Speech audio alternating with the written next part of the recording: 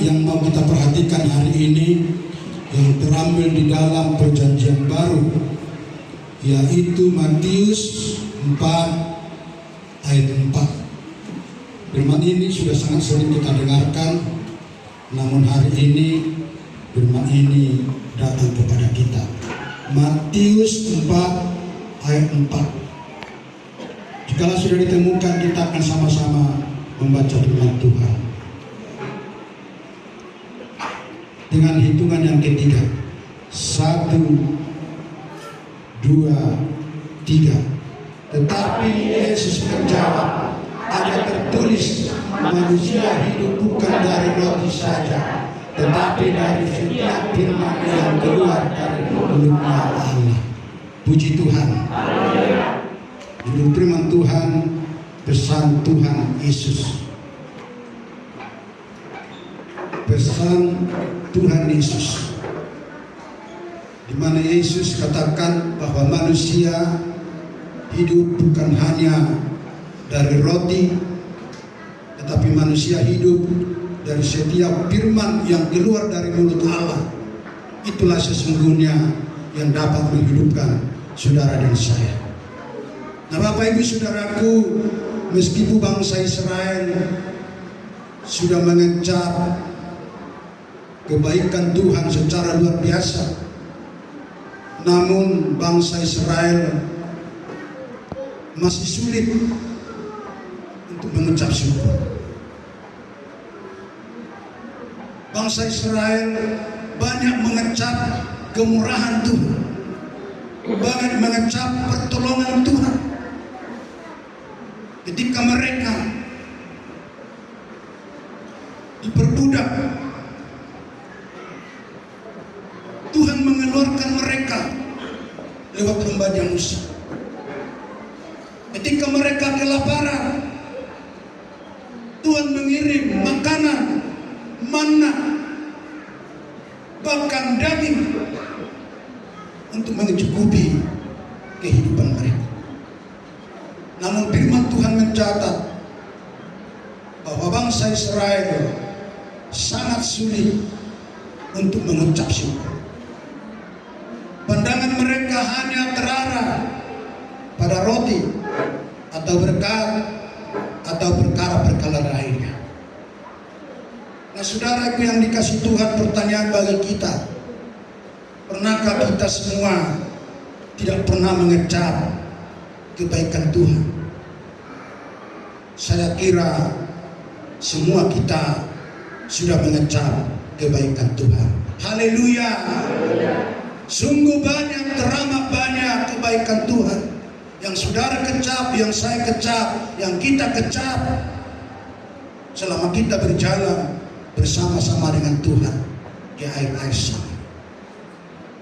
Saudaraku yang dikasih Tuhan, bahwa hidup ini bukanlah hanya urusan perut atau makanan atau minuman belaka, tetapi ada perkara-perkara rohani yang harus diperhatikan. Karena itu jauh lebih penting, yaitu bagaimana hubungan kita dengan Tuhan. Bagaimana hubungan saudara dengan Tuhan. Bagaimana hubungan saya dengan Tuhan. Itulah sebenarnya lebih penting.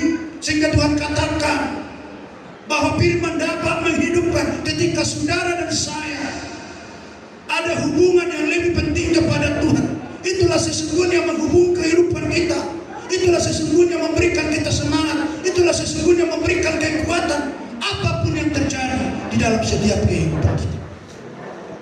Nah, hari ini saudaraku yang dikasih Tuhan, mari kita dengan taat, dengan setia dalam melakukan firman ini di dalam setiap hidup kita. Dan mari kita lebih dalam mengerti dan bertanya, apakah benar firman ini menghidupkan kita? Apakah benar firman ini menghidupkan saya, menghidupkan keluarga saya? Ini menjadi pertanyaan di dalam setiap kehidupan kita, Bapak Ibu Saudara yang dikasihi Tuhan. Bukti daripada itu, firman yang dapat menghidupkan. Yesus menghidupkan adiknya Maria hanya dengan firman, tidak dengan makanan.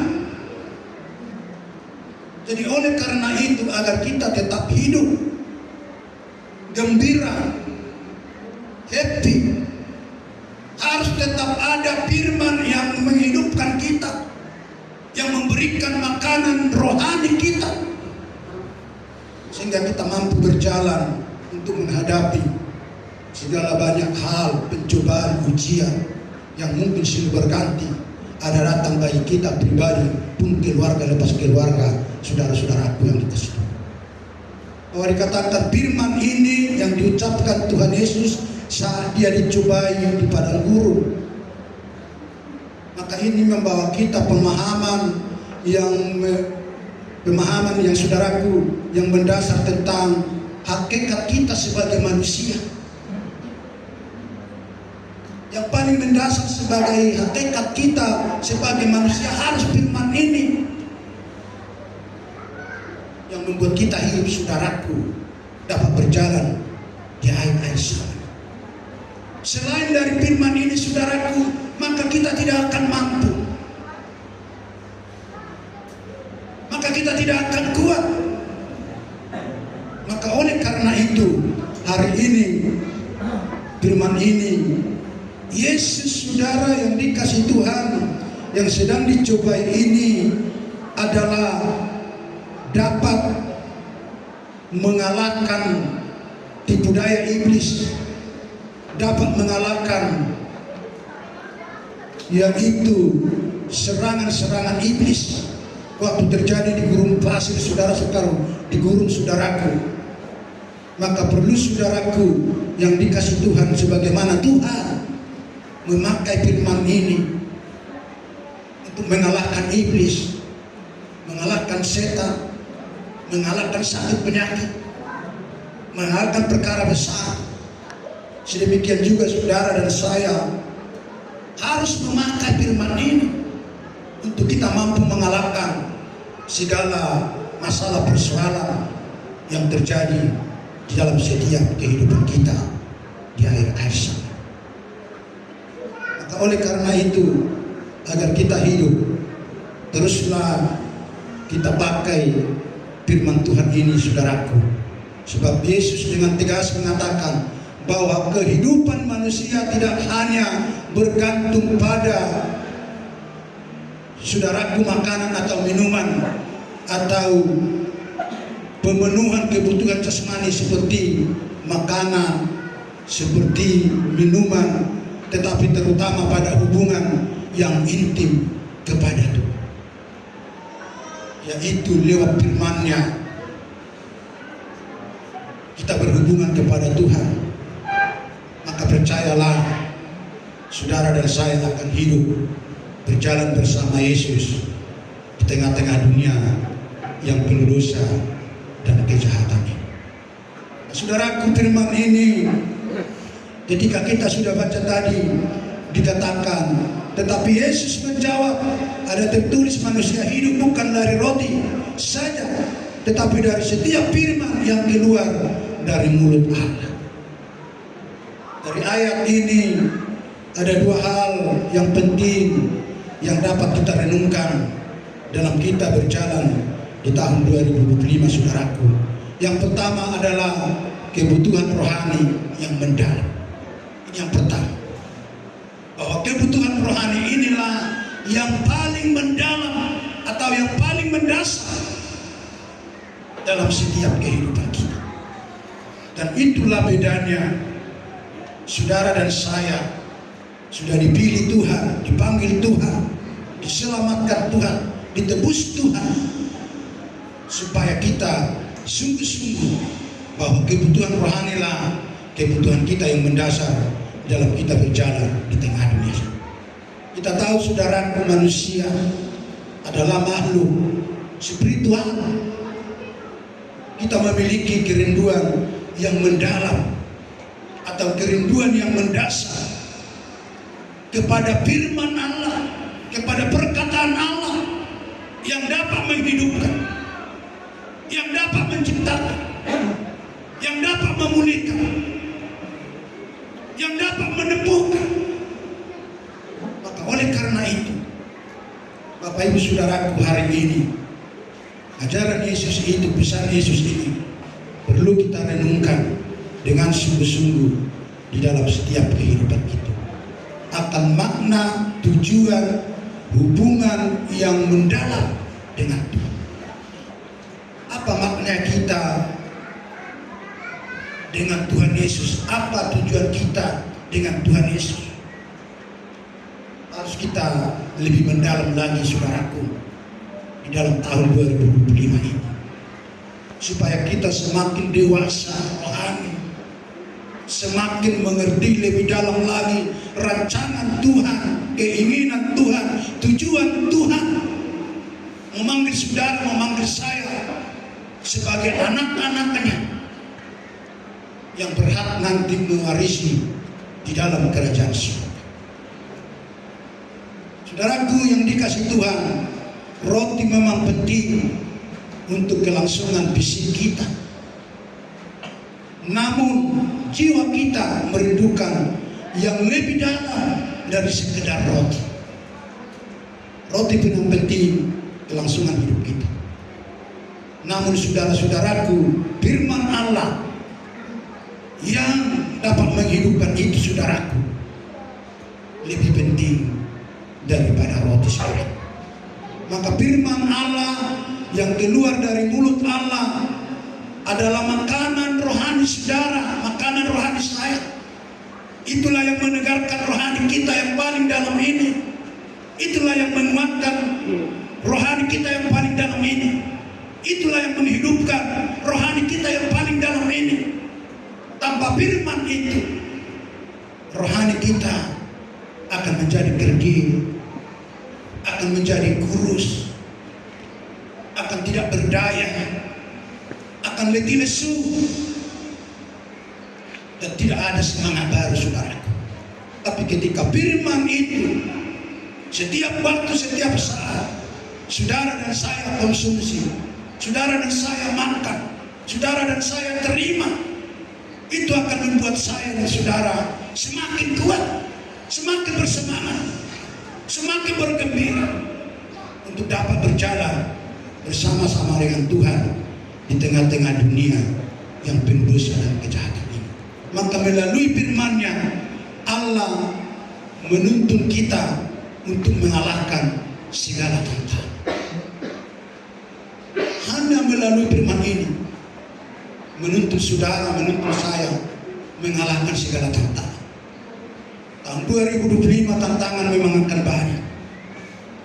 Tantangan kesehatan, tantangan fisik, tantangan ekonomi, pun tantangan rohani akan kita hadapi di tahun-tahun berjalan ini, saudara-saudara.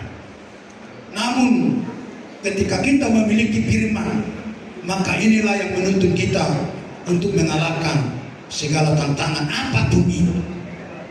Apakah tantangan di dalam keluarga, tantangan di dalam pribadi, tantangan di dalam pekerjaan, tantangan di mana saja pun.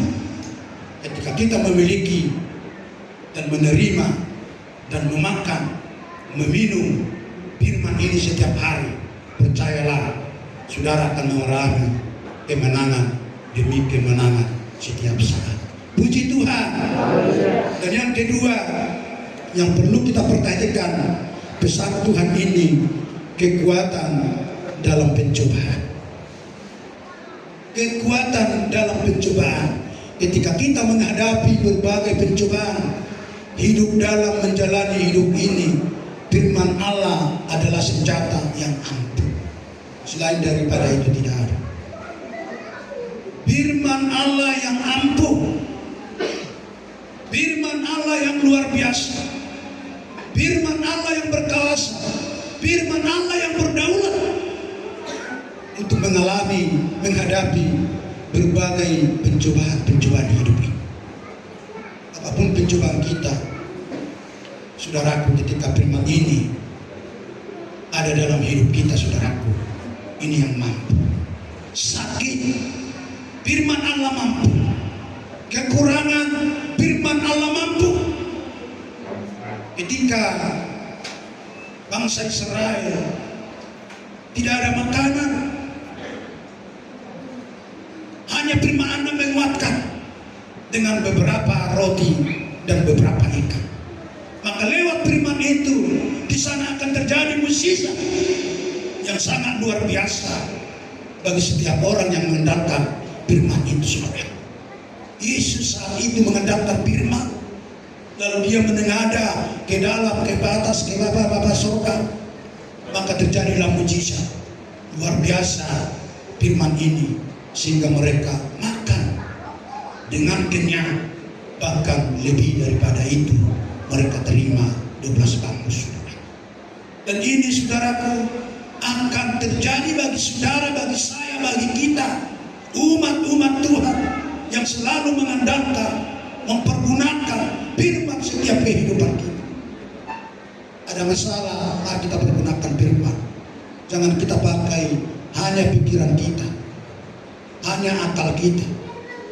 Perlu memang itu, tapi saudaraku, itu sesungguhnya belum maksimal. Tapi yang maksimal adalah kuasa firman yang tidak dapat diketahui oleh siapa saja. Tapi yang dapat mengetahui adalah Allah dan Yesus Kristus, saudara-saudara.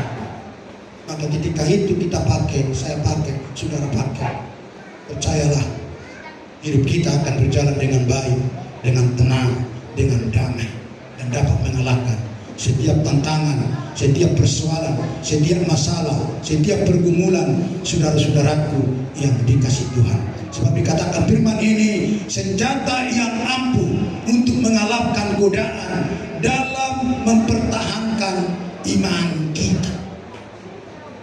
Ini senjata kita yang mampu mempertahankan iman kita.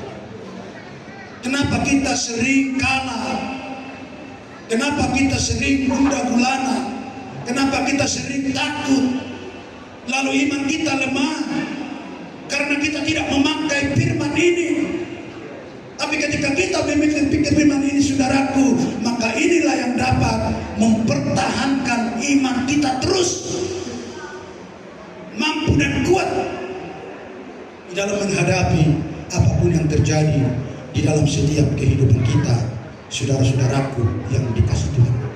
Maka dikatakan Yesus menggunakan firman Allah dalam menangkis segala serangan iblis. Maka perlu kita juga, saudaraku, untuk menangkis serangan iblis, serangan setan, serangan dunia ini hanya dengan firman-Nya. Haleluya. Pergunakan firman Allah setiap saat, dimanapun saudara berada.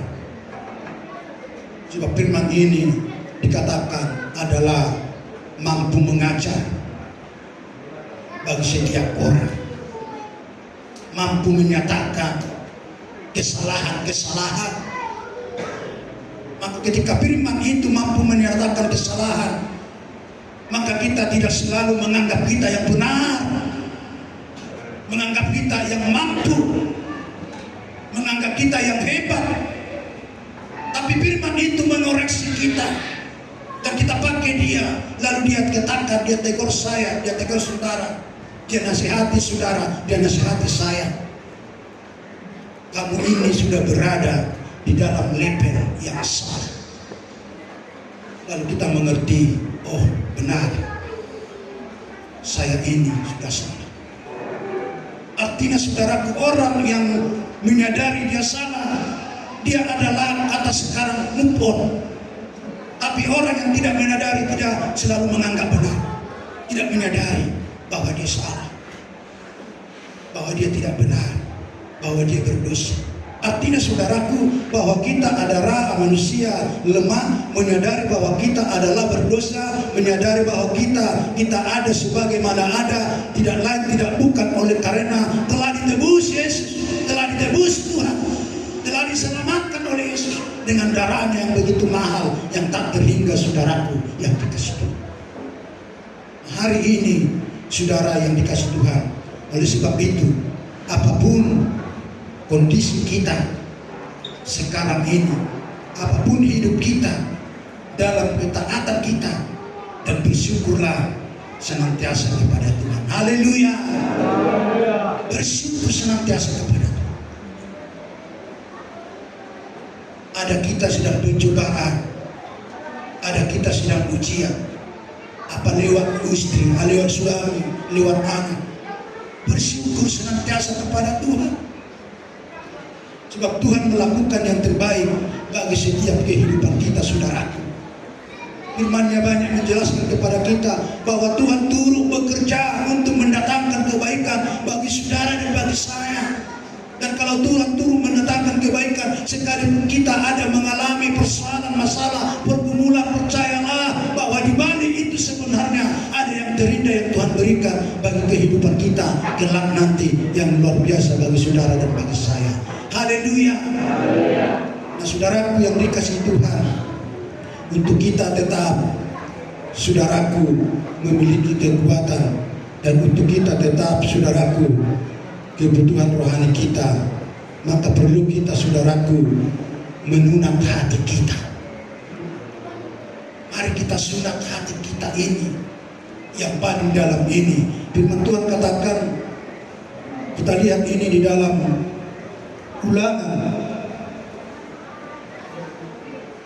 Ulangan 10 ayat 16. Apa dikatakan di sana? Ulangan 10 ayat 16. Sebab itu sunatlah hatimu, dan janganlah lagi kamu tegar tengkuk. Sunat hati, dan janganlah kamu lagi tegar, apa dikatakan? Tegar tengkuk. Kita baca sama-sama. 1, 2, 3. Sebab itu sunatlah hatimu, dan jangan lagi kamu tegar tengkuk. Tahun 2025 ini kita mau sunat hati kita. Jikalau hati kita terluka, mari sunat. Tapi sebenarnya saudara yang dikasih Tuhan, sunat hati yang dikatakan firman Tuhan ini bukan secara fisik atau lahiriah, tetapi saudaraku, sebuah perubahan batin manusia yang merujuk perubahan sikap, adalah meninggalkan sikap yang memberontak kepada kebenaran. Itu sebenarnya sunat hati. Ketika selama ini kita memberontak kepada Allah, memberontak kepada Tuhan, mari kita berubah. Agar bagaimana? Agar firman itu masuk di dalam setiap hidup kita.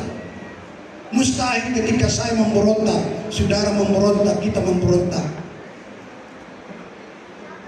Sekalipun tiap minggu, tiap Jumat, tiap hari Kamis, tiap hari Selasa kita dengarkan firman, tidak akan berfaedah bagi hidup kita. Tapi ketika kita dengan rela hati, rendah hati, memberikan hati kita kepada Tuhan, berubah, maka percayalah firman Tuhan itu akan semakin berkuasa di dalam setiap kehidupan kita, saudaraku yang dikasih Tuhan. Nah, Bapak Ibu Saudara yang dikasih Tuhan, sunat hati melalui hidup baru dalam Kristus, di mana kita hidup sesuai dengan kebenaran dan kehendak Tuhan. Itu yang menunat hati. Hidup sesuai dengan kebenaran dan kehendak Tuhan. Kita semua tahu apa kebenaran itu, apa kehendak Tuhan di dalam setiap hidup kita, saudara-saudara yang dikasih. Dan yang kedua dikatakan tegar tengkuk. Tegar tengkuk ini adalah pertanda penolakan terhadap kebenaran dan petunjuk Allah. Penolakan pertanda penolakan terhadap kebenaran dan petunjuk Allah. Maka oleh karena itu, jangan sempat tolak Allah. Haleluya. Kalau dari depan ini hamba Tuhan berkata, oh nanti di rumah pendeta si lain ibadah, jangan ditolak. Haleluya.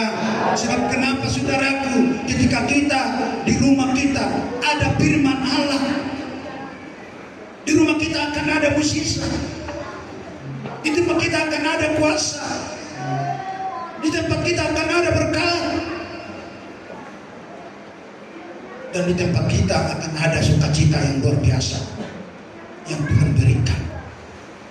Yang di sana bukan hanya kehadiran umat, bukan hanya kehadiran hamba Tuhan, tapi semata-mata sesungguhnya sebenarnya kehadiran Tuhan mendatangkan Tuhan lewat perkataan firman-Nya pada saat kita datang bersekutu beribadah kepada Tuhan.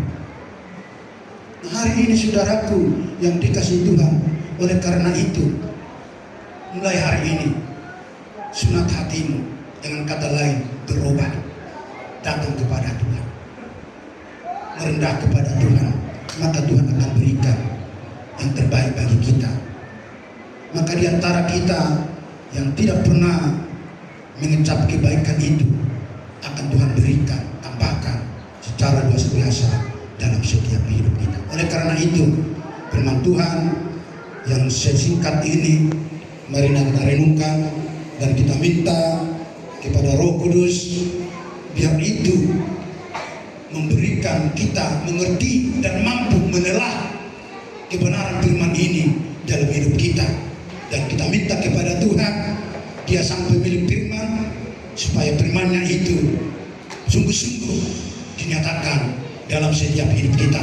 Maka kita pulang nanti tidak ada yang hampa, tidak yang kosong, tapi sungguh-sungguh kita dilimpahi oleh kebenaran firman Tuhan. Haleluya. Haleluya.